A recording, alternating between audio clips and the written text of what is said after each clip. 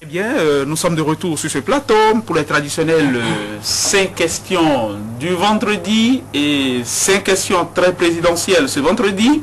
Je reçois Moïse Dosoumou, il est le directeur de publication du journal Nord-Sud Quotidien. Bonjour Moïse. Bonjour Wina. Les règles du jeu, vous les connaissez très certainement. Je parie deux grands moments. Vous répondrez dans un premier temps en toute sobriété par oui ou par non. Et puis dans un second temps, nous reviendrons et vous expliquerez, vous justifierez. C'est bon Moïse? Oui, on peut y aller. On peut y aller. Oui. Première question, au petit jeu de tu recrutes, tu en recrutes et j'en recrute d'encore plus gros. L'Union fait la nation frappe les esprits. Ces jours-ci, elle semble plutôt bien faire son marché. Hier, elle a présenté des recrues de choix, les honorables Agua et Fikara. Est-ce que c'est suffisamment significatif? Est-ce que ça peut être déterminant? Oui, je le pense. Vous avez répondu oui. Deuxième question, Moïse Dosoumou. L'Union fait la nation a investi samedi dernier son candidat unique à la présidentielle, Maître Adrien Ouedi. La manifestation fut-elle pour vous une réussite? Oui.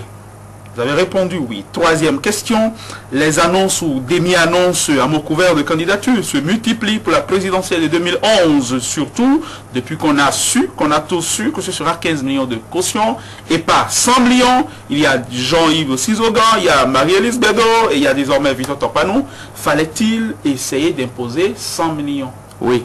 Vous avez répondu oui. Quatrième question, l'initiative annoncée du clergé catholique et de force et élection destinée à rapprocher les acteurs politiques sur les lois électorales. Est-ce du médecin après la mort pour utiliser ce bel aphorisme adoré au quartier? Non. Non. Cinquième et dernière question. Crise à la Fédération béninoise de football. Lundi dernier, 12 des 15 membres du comité exécutif ont démissionné pour provoquer la chute de leur président. Anjorin Moucharaf, ce push vous semble-t-il pertinent, raisonnable? Oui. Vous avez répondu oui. Très bien, on revient.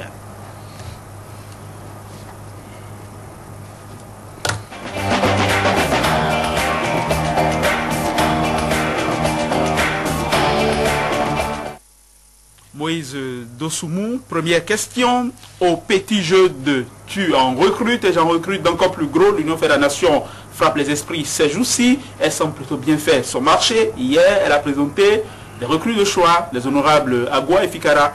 Est-ce que c'est suffisamment significatif? Est-ce que ça peut être déterminant? Vous avez dit oui. Oui, je pense que c'est assez significatif. Enfin, pour ce qui est de Saka Fikara, bon, ce n'est qu'une consécration, puisque c'était un fait depuis presque un an déjà. Mais pour ce qui est de Edmond Agua, je pense que c'est une recrue de taille. C'est un leader dans sa région, l'aide de la 10e circonscription électorale. On a toujours tassé à tort à raison l'UN d'être un recoupement régionaliste. Et voilà que l'UN se déplace maintenant vers le centre du pays. Et qui sait que d'ici les mois à venir, elle se déplacera peut-être dans la partie septentrionale. Donc je pense qu'elle évolue à pas fêter à l'intérieur du pays. Très bien. Deuxième question, Moïse Dosoumou. L'Union fait la nation a investi samedi dernier son candidat, Maître Adrien Ouedi. Vous avez suivi, c'est sûr. La manifestation fut-elle pour vous une réussite? Vous avez dit oui. Oui, évidemment, c'était une réussite. Pour qui était allé sur le terrain, pour qui a vu les images à la télévision, c'était vraiment une réussite. C'était un événement grandeur nature. J'estime que pour un regroupement de cette taille, qui regroupe autant de leaders politiques de cet acabit-là, je pense qu'ils ont vraiment mis le paquet. C'était vraiment beau. Moi, j'ai aimé. Très bien. Les annonces ou demi-annonces à mot couvert de candidature se multiplient pour la présidentielle de 2011, surtout depuis qu'on a su que ce sera 15 millions de caution et pas 100 millions.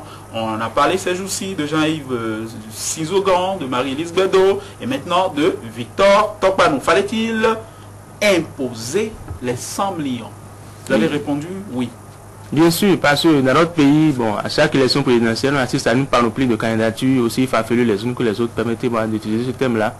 Je pense qu'il faut revenir aux fondamentaux de la politique au Bénin. Il faudrait que dès le départ, on dise aux gens, on appelle aux gens à militer au sein des formations politiques, qu'ils fassent leurs preuves étape par étape pour aboutir à l'élection présidentielle.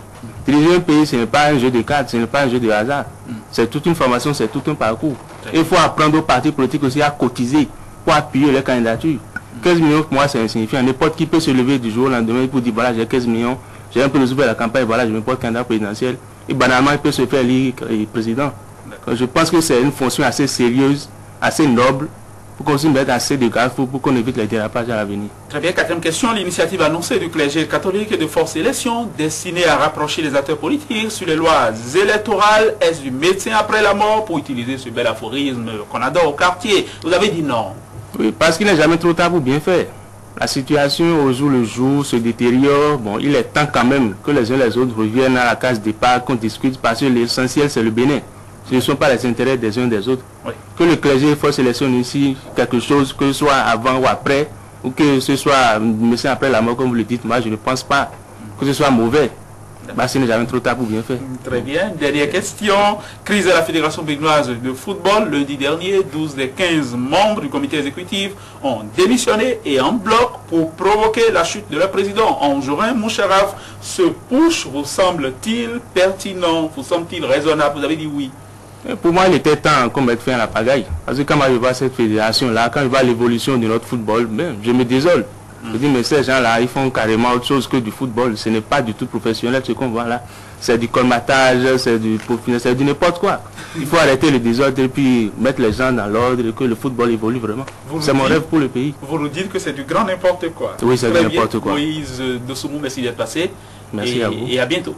À bientôt. Très bien, nous allons passer à autre chose à présent, mais après une petite pause.